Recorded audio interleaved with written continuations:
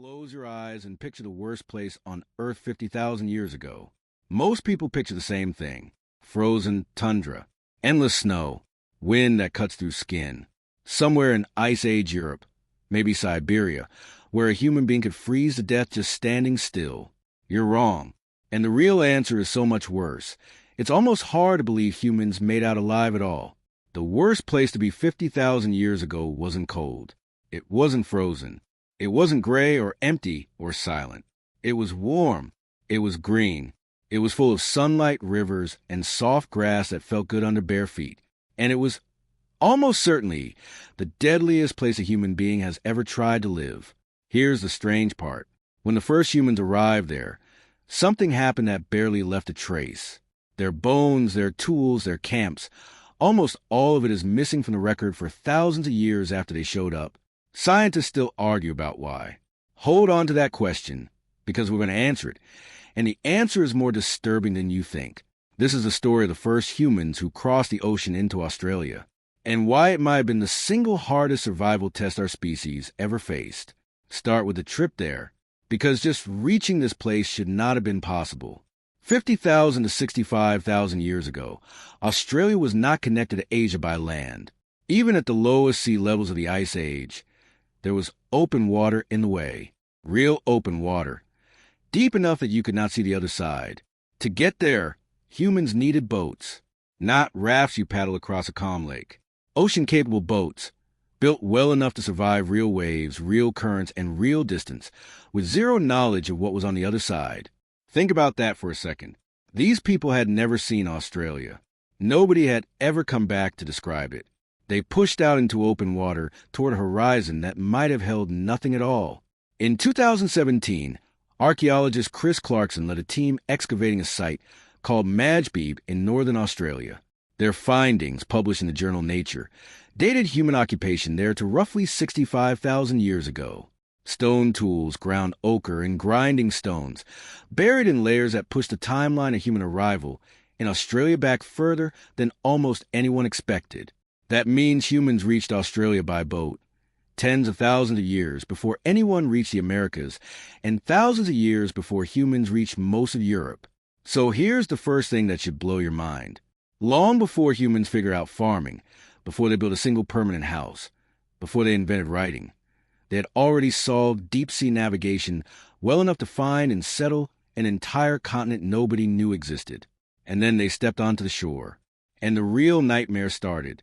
Here's where the story turns dark fast.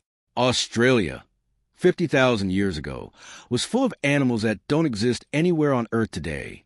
Not smaller versions, not distant cousins. The actual animals themselves, built on a scale that sounds fictional. There was Megalania, a monitor lizard that could grow past 5 meters long, roughly the length of a small car.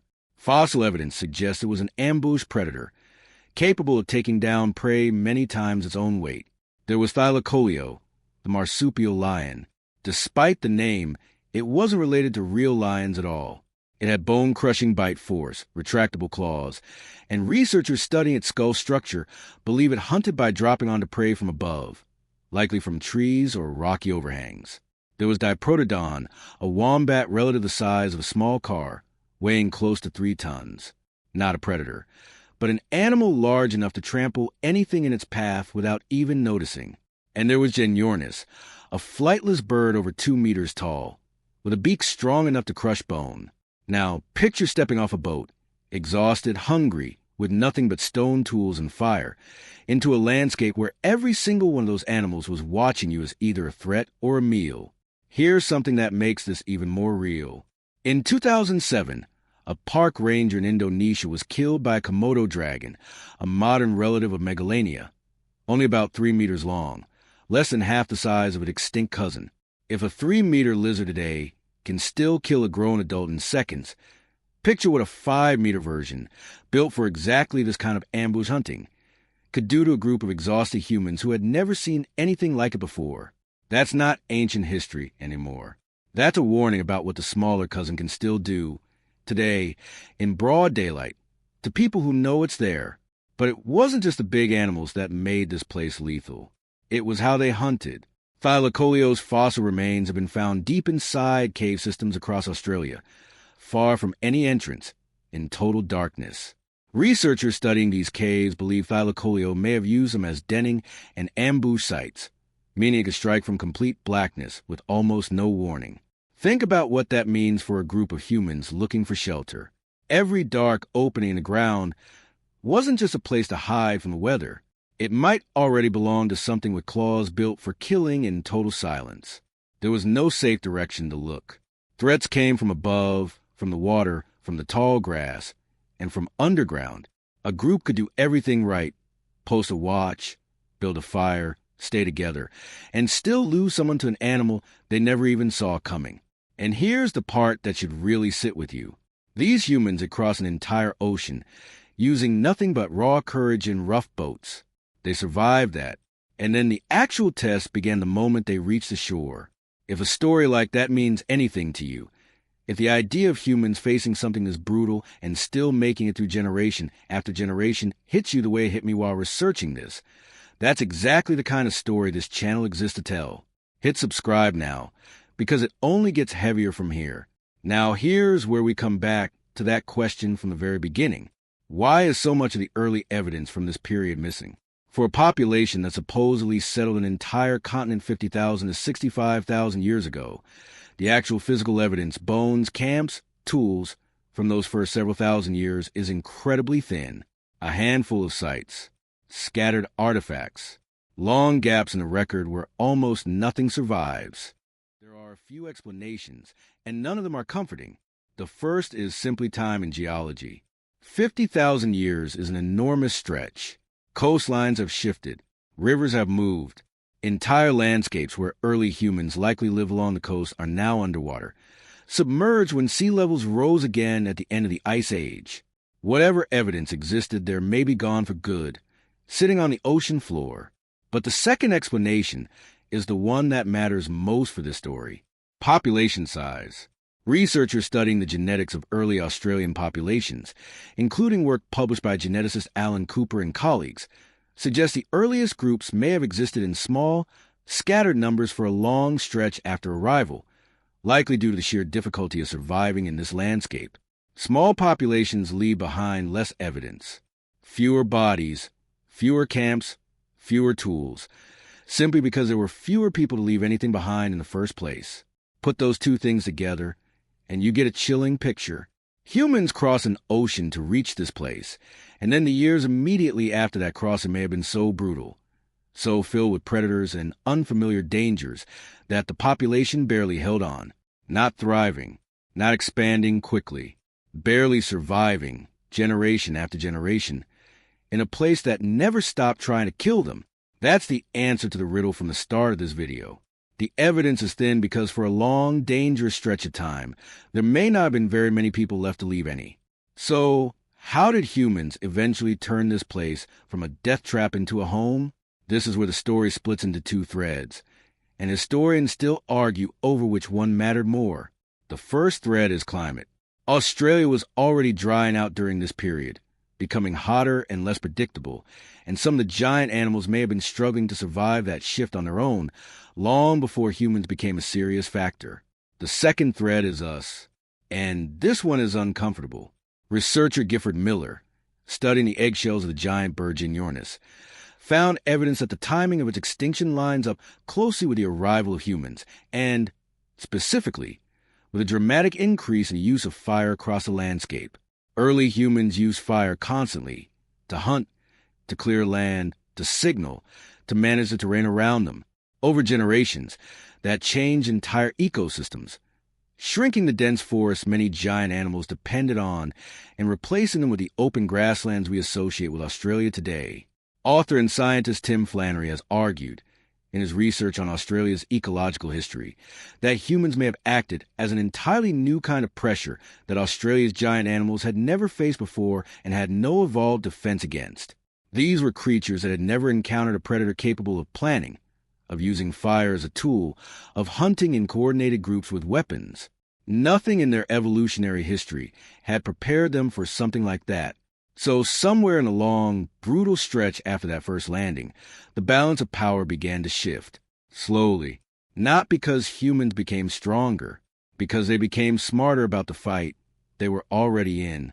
Fire became a wall the giant predators couldn't cross. Groups learned exactly where Thylacoleo denayed and avoided those cave systems entirely. They learned Megalania's ambush points along riverbanks and changed how and where they gathered water. Every single one of those lessons was paid for the hard way, likely with lives, and passed down the only way information could travel in a world without writing. Someone older telling someone younger, this is what happened last time. By roughly 40,000 years ago, most of Australia's giant animals were gone. Megalania, Thylacoleo, Diprotodon, Genyornis, nearly the entire lineup of massive predators and megafauna that had made this place so lethal had vanished from a fossil record. Whether that was mostly climate, mostly humans, or some brutal combination of both is still debated by researchers today. But one thing is not up for debate. The humans who arrived on those first boats did not just survive that landscape. Over thousands of years, they fundamentally reshaped it. And here's the detail that should genuinely stop you. The descendants of those first arrivals didn't just hang on. Aboriginal Australian culture, built by the people who came through that filter, went on to become one of the longest continuously surviving cultures on the entire planet, with oral traditions. According to research on Aboriginal dreaming stories and coastal geography, that some researchers argue may preserve accurate memories of coastlines and events tens of thousands of years old, passed down across hundreds of generations with no writing at all. Think about what that actually means. The people who made it through this, who crossed an unknown ocean and then survived generations of ambush predators, cave-dwelling lions, and giant lizards capable of killing in seconds, didn't just leave descendants. They left an unbroken chain of memories stretching back to nearly the beginning of this entire ordeal. So here's the real answer to the question this whole video started with. The worst place to be 50,000 years ago wasn't the frozen edge of the world. It wasn't the ice or the endless dark winters or the glaciers grinding across Europe. It was a warm, sunlit, green continent, full of rivers and grass and open sky, that happened to be patrolled by ambushed lizards the size of cars, lions that struck from total darkness, and birds built to crush bone. And the humans who walked into that world didn't have modern weapons. They didn't have any idea what was waiting for them. They had boats made by hand, fire, and each other. And for thousands of years, that was barely enough. Somewhere in that long, brutal, mostly unrecorded stretch of history, an unknown number of people never made it. Their names are gone. Their stories are gone. The only trace they left is the fact that somebody else, somewhere, learned for what happened to them and lived one more season. If your ancestry traces back through that continent in any way, every single person in that line, going back tens of thousands of years, survived a filter most of us will never have to understand. Cave predators in the dark, ambush lizards at the riverbank, years where the population may have barely held on at all. You are not just descended from someone who was lucky. You are descended from someone who learned fast, in a place that gave almost nobody a second chance to learn slowly. The giants are gone now. The lizards, the lions, the birds built to crush bone, all of it is fossil in memory. But the humans who outlasted them are still here. Their blood is still walking around today. And somewhere in that story is the same lesson every one of these videos keeps circling back to. The world your ancestors survived was so much worse than the one you were handed. And the fact that you're even here to watch this, reading these words in a warm room with no monster in the dark, is proof that somewhere a long time ago, somebody made it to the worst place on Earth and refused to stop.